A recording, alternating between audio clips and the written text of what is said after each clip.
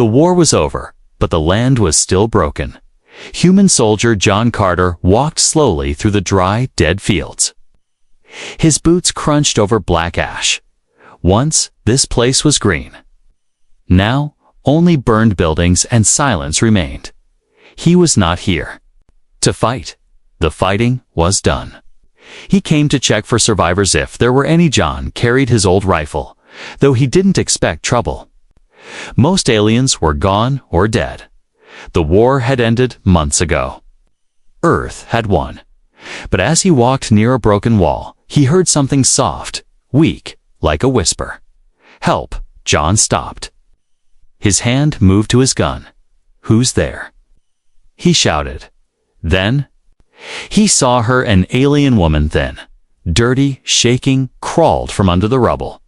Her skin was pale gray, almost blue. Her arms were cut. Her clothes were torn. She looked like she hadn't eaten in days.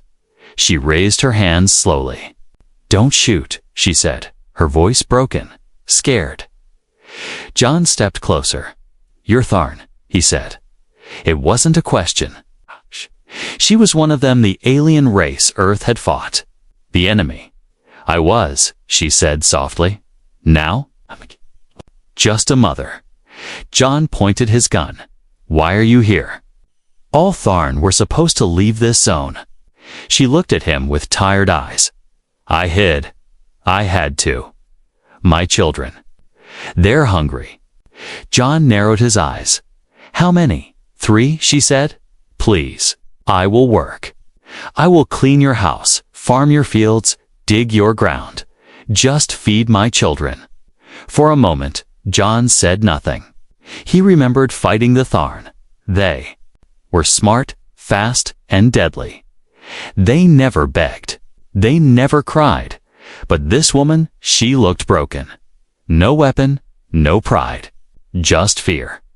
"Where are your kids?" he asked. She looked behind her. "Come," she whispered from the shadows. 3 small shapes stepped out. Children, yes, but not normal ones. Their eyes were big, their skin too thin. They looked sick. The smallest child didn't walk. He crawled, slow like a spider. John's heart beat faster. Something felt off. "Are they sick?" John asked. The mother nodded. "Hungry, so hungry. We have not eaten in 5 days." John lowered his gun a little. "I have a farm," he said slowly. "It's quiet. You can work. I'll give food. But no trouble, understand." The woman dropped to her knees. "Thank you. Thank you, human." John didn't know why he agreed. Maybe he was tired of killing. Maybe he saw something in her eyes. Maybe he was just lonely. He led them to his truck. The alien children sat silently in the back, their eyes watching everything. Too quiet. Too calm. That night, he gave them a small room in the old barn. He gave them bread, soup, and blankets. The mother cried when she saw the food. John watched. From the doorway, he saw something strange. The children didn't eat right away. They smelled the food, touched it, but didn't chew. One child looked up at him and smiled. It was not a normal smile. The next morning, John checked on them early. The food was gone. The kids were asleep, wrapped together like they were one body. The mother was already outside, digging the hard soil. "You didn't sleep?" he asked. "I don't need much," she said. John gave her tools. She worked fast, too fast for someone so weak. But he didn't ask questions. Later that day, John noticed something. His dog, Rusty, was missing. He searched everywhere, called the name again and again. No sound. No bark. Near the back of the barn, he found something. Bones. Fresh bones. Small, sharp teeth marks. He felt cold inside. The alien mother saw him staring. "It wasn't them," she said quickly. "They didn't do it. They wouldn't." John didn't answer. He just looked at the barn door. That night, he locked his bedroom and kept the gun close. He couldn't sleep. At 2 a.m., he heard a sound, scratching, under the floorboards, then a voice. A soft child's voice. "We're still hungry." Asterisk, the sun rose over the quiet farm. But something didn't feel peaceful. John Carter stood on his porch, a cup of cold coffee in hand. He stared at the barn. It looked normal old wood, dusty. Windows, silent. But he remembered the voice from last night. The child's whisper, "We're still hungry." Had he dreamed it? He didn't think so. He hadn't slept much. He kept the gun near his bed, just in case. Inside the barn, the alien mother was already awake. She worked in the fields before sunrise. Digging, planting, sweating. She worked harder than any human John had seen. Her children stayed inside. They never spoke. They just watched.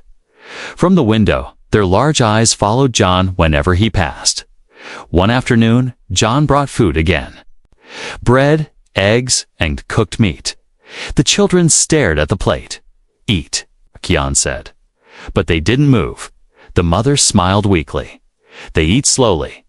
John frowned. "Kian. They didn't eat yesterday either. I gave them plenty." "Kian. They are shy," she said. "Not used to humans." John didn't argue, but something was wrong. Very wrong. That night he set up a small camera outside the barn. A cheap one from the shed. He just wanted to see. He told himself it was for safety. The next day, when he checked the footage, he froze. At 2:34 a.m., the barn door opened slowly. One child crawled out, not crawled, like an insect. It moved across the field on all fours, fast and quiet. It sniffed the air, looked around, then climbed a tree without using its hands. It stuck to the bark like a spider. Then it disappeared. Into the woods, John sat back, heart racing. He stared at the screen. This was not normal. This was not just hunger. This was something else. He grabbed his rifle and walked toward the barn. Inside the barn, the mother was cleaning. She saw the gun. Her face turned pale. "Please, no violence." John kept the gun lowered but firm. "Where did your child go last night?" She froze. "I saw the camera. He left the barn, climbed a tree like a monster." Her lips trembled. "He didn't hurt anyone." "Not yet." John stepped closer. "What are they?" "Really?" "They're my children," she said. "Changed, yes, but still children." "Changed, how?" She looked down. "The war changed them. Bombs, hunger, fear. They are not the same as before. They don't need food like us anymore. They need something else." John's voice turned cold. "What do they feed on?" She said nothing. He raised the gun a little. "What do they feed on?" "Fear," she whispered. The truth. John stepped back. "You're telling me they eat fear?" The mother nodded. "But they don't want to. They fight it every day. They try to eat normal food, to act human, but it's hard." John's voice shook. "My dog is dead. Bones were found. Was that fear too?" The mother's eyes filled with tears. "They didn't mean it. They were starving. I had no choice. We were dying." John turned away. "You should have told me. I was afraid." She said, "You would have sent us away, or worse." T looked at her. "And maybe I should." Silence. Then, from behind them, a soft voice. "I'm sorry." John turned. One of the children stood there. The smallest one. He looked no older than 7. Thin gray skin. Huge eyes. "I didn't mean to scare you," the boy said. "I had a bad dream. I went outside to calm down." John was surprised. "You speak perfect English." The boy nodded. "I listened to you. I learned you killed my dog." "I tried not to," he whispered. "But I got too hungry." John looked at the mother. "You taught them to speak, to act human?" Yes, she said. Because one day they must live among humans. John's hands trembled. You mean you want them to stay? If they can control it, she said, they can have a new life. Later that night, John sat in his house, staring at the same camera feed. This time, no one left the barn. No crawling, no whispers, just stillness. He sighed. Maybe they could change. Maybe they deserved a second chance.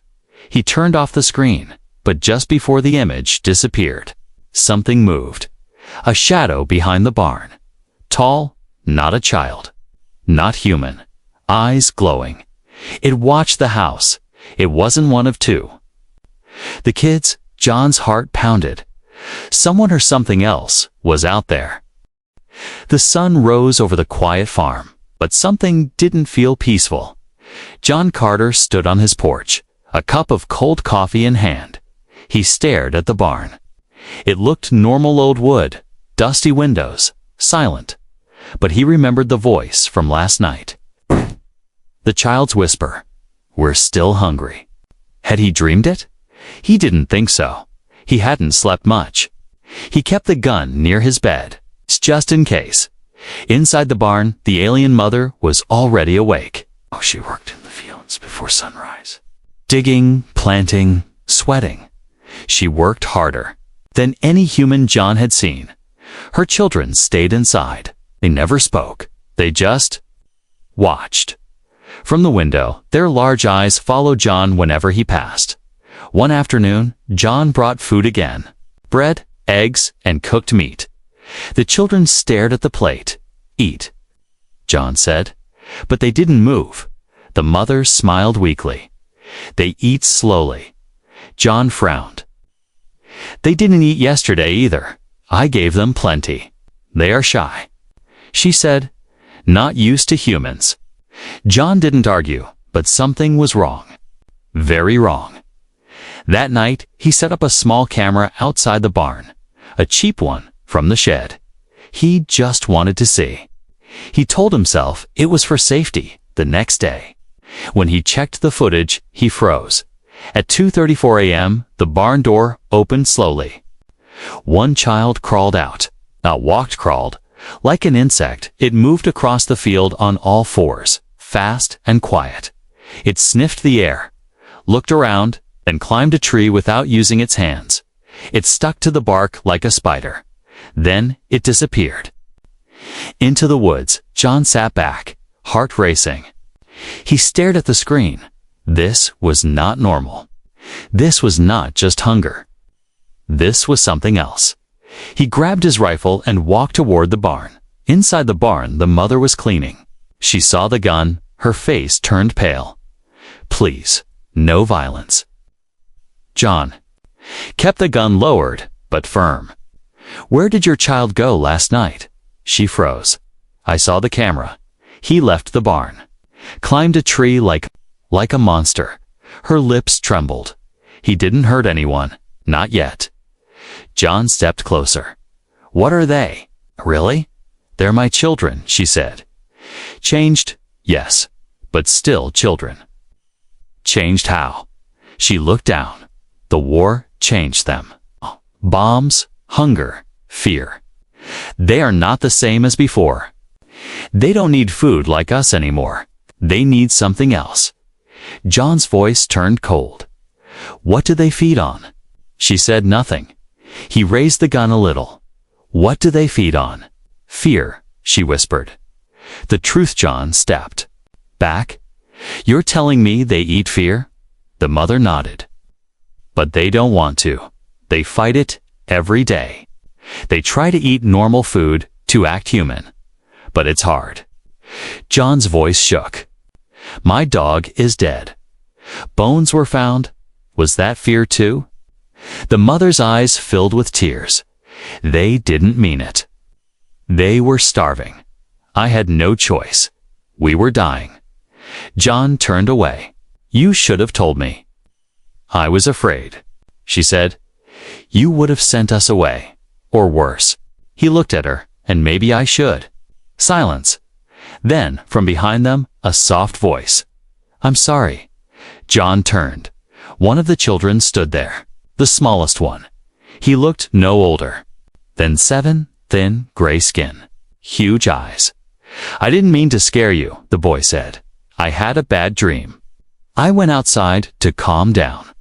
John was surprised. "You speak perfect English." The boy nodded. "I listened to you. I learned you killed my dog." "I tried not to," he whispered. "But I got too hungry." John looked at the mother. "You taught them to speak? To act human?" "Yes," she said. "Because one day they must live among humans." John's hands trembled. "You mean you want them to stay?" "If they can control it," she said, "they can have a new life." Later that night, John sat in his house, staring at the same camera feed. This time, no one left the barn, no crawling, no whispers, just stillness. He sighed. Maybe they could change.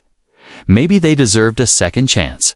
He turned off the screen, but just before the image disappeared, something moved, a shadow behind the barn.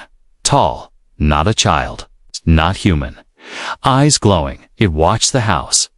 It wasn't one of the kids. John's heart pounded. Someone, or something else, was out there. The boy had not woken up since the blast of light. He lay still in the barn, wrapped in old blankets, his skin colder than before. His chest rose and fell, but just barely. He looked peaceful. Too peaceful. John sat beside him, watching, waiting. The mother knelt by her child. Her hands shook as she stroked his face. "He used everything inside him to stop that thing," she whispered. "He burned his fear, to fight fear itself." John didn't understand all of it. Not yet. But one thing was clear. The creature in the woods was still out there. And it would come back. The older child sat near the door, not speaking. His eyes stayed on the trees outside. John finally asked, "Why didn't it kill us?" "That thing, it was stronger than all of us." The mother spoke without turning. "Because it's not here to kill. It's here to collect. To gather the broken. Once it wants my children to give in. To become what it already is." "You said it was Tharn," John said. "But what is it really?" She looked up at him. "A remnant. A weapon left behind by the war. It fed on fear for too long. Now it is only hunger. It is not a person anymore. Just instinct." John stood. "Then we need to end it." "Can't fight fear with bullets," she said quietly. He stared at her. "Then how?" She looked at her son, still unconscious, with something it can't understand. Later that night, John checked the old shed. He found an old generator, a few broken floodlights, and an unused metal cage once used for livestock.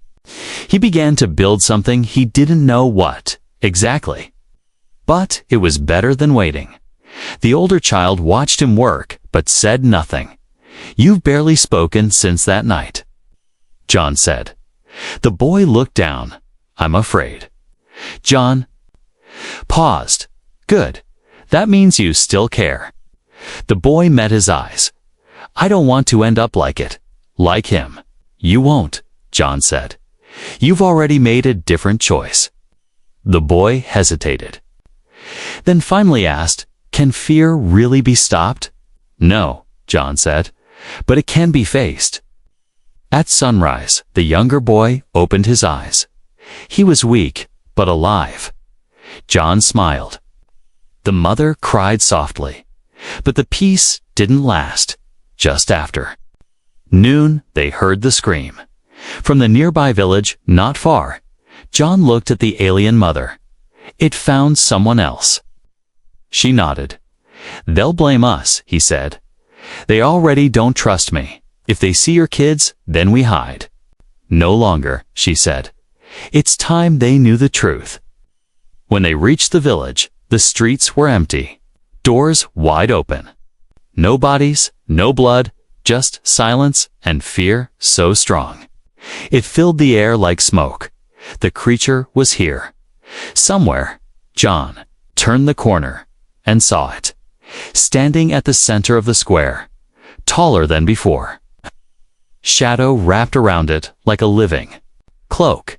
Its eyes glowed white now, not yellow. It was evolving. The creature didn't move. It just stared behind John. The older boy stepped forward. The creature smiled. "There you are," it said. "You've tasted it now. You know what you are. Why pretend?" The boy didn't answer. "I can teach you," it whispered. "You don't need to starve anymore." "No," the boy said. His voice shook. "I don't want to feed on fear.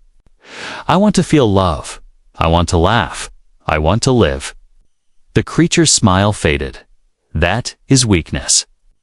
"It's a choice," John said, stepping beside him. "One they still have." The creature let out a deep, broken laugh. "You think kindness will stop me?" "No," John said, "but unity might." From the buildings, the villagers appeared, not running, not armed, just standing, watching. They were afraid. Oh, but they didn't run. The younger boy stepped into the square, still weak. He took his brother's hand. Together, they faced the creature. The fear grew stronger. But they didn't fall. They glowed again just like before. But this time, something else happened. The light passed through them, into the people watching. Fear didn't leave, but it changed. It became courage. It became fire. The creature screamed. Its shadow cracked, its skin peeled. It tried to run, but the light followed, burned it, erased it. When the dust settled, the square was quiet again, but the fear was gone. Not just from the air, but from the people, from the children, and from John. The villagers stepped forward. Some reached for the boys, unsure. Some still afraid, but no longer angry. One old man asked, "What are they?" John looked at them. Something new. The mother smiled. "They are what comes next." It didn't take long for the government to arrive. 2 days after the thing in the village was destroyed, 3 black helicopters landed near John's farm. Dust covered the field. Cows ran. The sound was like thunder in a small sky. John watched. From the porch, arms crossed. Men in suits. Soldiers with guns. Shiny boots stepping on his soil.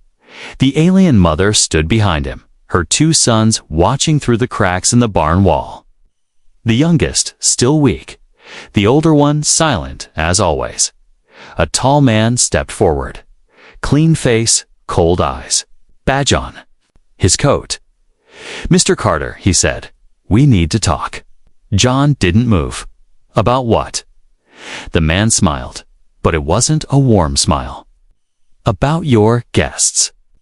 Inside the barn, the older boy whispered to his mother, "Are we going to be taken?" "No," she said softly. "Not without reason. Not if we show them what we've become." But she was wrong. These people didn't come to ask. They came to control. Later, in the house, John sat at the kitchen table. Across from him, the man with the badge flipped through photos. Burned ground, dead creatures, villagers with pale faces. "Quite a mess you've made here," the man said. "I saved lives," John replied. "You sheltered aliens," the man corrected. "You interfered with government property." John narrowed his eyes. "They're not property. They're not citizens either." Silence. Then the man leaned forward. "We scanned the barn. We know what they are. The children's DNA isn't stable. Their energy signatures are growing. You think they saved a village? Maybe. But what happens when they lose control again?" "They won't," John said. "You don't know that. I trust them." The man stood. "Then you're a fool." Outside, the soldiers surrounded the barn. The mother stood in front. "Of her children, we won't run," she said. "But we won't kneel either. The older boy looked up. Are they going to hurt us? She knelt. Only if we give them reason. And we won't. But the air was tense, guns pointed at them, like metal fingers ready to pull. Then a sound. A bird, flying low. Then a truck horn in the distance. The villagers, dozens of them. Walking onto the farm, old men, women, children, all holding signs. Let them stay. They saved us. They're not the danger. Fear is. John stepped out onto the porch. Stood beside them. This land's mine, he said. You have no warrant, no order, just fear. The man in the suit walked out of the house, adjusting his tie. You think protests stop bullets? John raised his voice. You want to test that? With cameras on you? With eyes watching from every drone and network feed. For the first time. The man paused. Then he gave a small nod. Fine, he said. They stay, for now. He turned and walked back to the helicopter. But before leaving, he said one last thing. They're not the only ones out there. And not all of them are peaceful. That night, the mother sat on the porch beside John. Her son slept inside. They will come again, she said. I know, and next time, they won't ask. I'll be ready. She looked at him. You? Could walk away from this? From us? Start over. He shook his head. I already did start over. Right here. She smiled. The first real smile he'd seen from her since the day they met. Then she looked at the stars. There's something else, she said. A signal. I've felt it since the creature died. Like a beacon. Like something is calling. John followed her gaze. In the night sky, one star blinked. Then moved, not falling, not a plane, just moving, watching somewhere deep underground. In a hidden room, the man with the badge stood in front of a screen. On it, the image of the two alien children glowed in red. A voice from behind asked, What? Do we do with them? Watch them, he said. Study them. But don't touch them, and if they grow too strong. The man smiled. Then we use them. Asterisk, the forest was quiet again. Too quiet. For days, no helicopters came. No soldiers. No strange shadows in the trees. The villagers returned to their homes. Life tried to go back to normal, but nothing was normal anymore. Not for John, not for the children, not after what they'd seen, and not after what was coming. It started with a feeling. The older boy woke in the middle of the night. His skin felt hot, but he wasn't sick. His hands shook, though he wasn't afraid. He walked outside and looked at the sky. The stars pulsed. He felt something pulling inside his head. Not pain. Not sound. A signal. A voice. But not in words. A direction. He didn't wake his mother. He just walked into the woods by the time John noticed the boy was gone. The sun was already rising. He checked the barn, the fields, the creek. Nothing. The mother stood silently, eyes closed. He's following. The signal, she said. The same one I felt. But stronger now. Louder. John grabbed his rifle and pack. Then we follow him. She nodded. Together, they walked all day through forests. Over hills.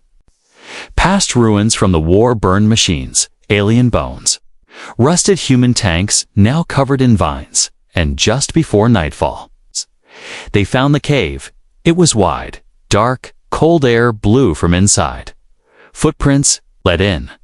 Not just the boys, others, too many inside. The air, humid. Lights danced on the walls, but there were no torches. Just strange blue crystals glowing from the stone. Then they saw them 10 figures thin. Tall, like the mother, but different. Some wore armor made of bone. Others had no faces at all. Only smooth skin where eyes and mouths should be. They stood in Silence, watching, and in the center of them all, the boy, floating above a stone platform. Wrapped in light, the mother rushed forward. "My son." But one of the figures stepped in front of her. "Do not disturb him," it said. The voice was in her mind, not her ears. John raised his gun. "Back off." The creature turned to him. "You brought him here." The echo called him. "He has the gift." "What gift?" The creature stepped aside, revealing a wall behind them. Carved into it were drawings, old, deep, cracked with time. John saw them clearly, figures like the boy, standing between humans and monsters. Shining, they are not accidents. The voice continued. "They are evolution." The mother stared. "You're Tharn." "We were," the voice said. "Before the war?" "Before fear consumed us." She whispered, "You're survivors." "No," it said. "We are what's left after survival. We don't live. We wait for the next." It looked at the boy. "He is next." The boy slowly floated down to the stone. He opened his eyes, but something had changed. He looked older, not in body, in expression, like he had seen something far beyond the world. "They showed me everything," he said. "The war, the fear, the hunger. It doesn't end. It only moves." John stepped closer. "You okay?" The boy nodded. "But I'm not just me anymore. I carry them now." "Who?" "The lost ones. Their pain, their memories, their power." The cave trembled. Outside, the sky turned red. Storm clouds rolled in fast, but there was no wind.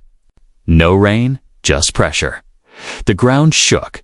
The creatures inside the cave looked toward the entrance. "It followed you," the voice said. John's grip tightened on his gun. "What did?" From outside came a scream. Not loud, not high. Just wrong. The sound of something that should not exist, calling to what it once owned. The mother whispered, "It's not the same one. It's another." The voice corrected her. "It's worse." Lightning flashed in the distance. Something rose, not a creature, a ship. Huge, broken, still flying. The design wasn't human.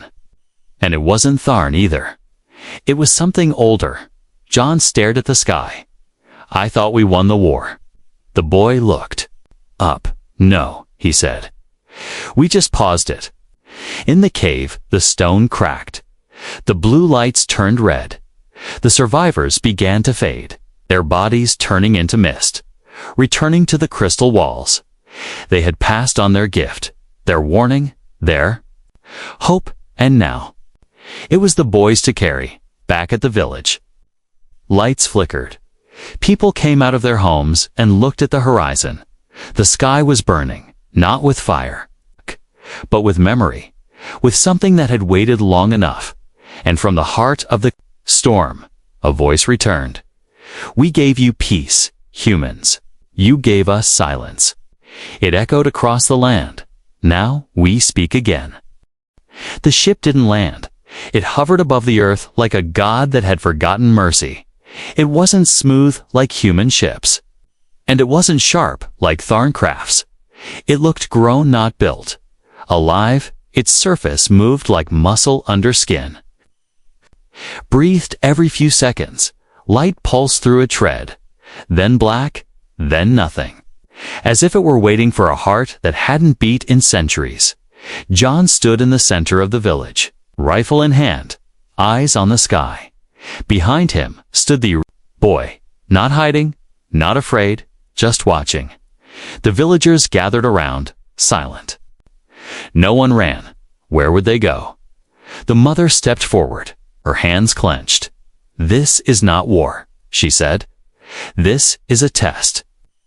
John looked at her. "A test of what?" The boy answered, "Whether we've learned anything." Then came the voice again, but this time not just from the sky. It came from inside people's heads. Inside stone. Inside thought itself, "Children of flesh, you were born from ruin. You rose in hunger. You chose fire." The villagers clutched their ears, but there was no sound, only feeling. The ship spoke in emotion. It continued, "Now show us what you have become." A beam of red light struck the ground in front of them. Not an attack. A doorway. Something stepped. Out tall, thin, wrapped in shadows. It wasn't like the creature they fought in the forest. That thing was twisted and starving. This one was perfect. Its skin shimmered with stars. Its eyes were calm, but its presence was unbearable. Even the air bent around it. The boy stepped forward. Everyone shouted, begged, tried to stop him, but he kept walking. 1 step, 2, then 10. He stopped only inches from the being. They stared at each other. No words, only time passing. Then the boy did something no one expected. He smiled and reached out. His hand, the being didn't move. The wind stopped the earth, paused, then dashed very slowly, lifted its hand and touched his. A shockwave burst out, not of sound. But memory, everyone fell to their knees. They saw flashes, planets burned by fear. Species wiped out by instinct. Wars started by leaders who couldn't feel anything but hunger. They saw the Tharn before they changed. Before they fell. And then something new, a future where humans and Tharn didn't fight, where children with glowing eyes and beating hearts walked among the stars. Not as soldiers, but as bridges. When the vision faded, the sky was blue again. The ship was gone. So was the being. The boy stood alone in the field, light still pulsing softly beneath his skin. He turned, walked back, and fell into his mother's arms. Weeks passed, then months, and nothing came from the sky. No more ships, no more monsters, just seasons. Just rebuilding. People still whispered about what happened. Some believed, some denied, but John stayed. He built new rooms in the barn. The children learned farming, language, laughter. One morning, the younger boy looked up from the soil. "What am I now? Ha?" He asked John. John smiled. "You?" He picked up a worm from the dirt. "You're a kid who still hates touching these things." The boy laughed. It was real. Years later, in a school built beside the village, a teacher told the story of a war between worlds. How it ended, not with guns, but with a handshake. Children listened with wide eyes. Most thought it was just a story. But at the back of the room, a boy with strange eyes smiled quietly. Because he remembered, because he was there, and far beyond the stars. Somewhere no map could follow. Something ancient watched Earth and waited, because this story was not the end. It was the beginning.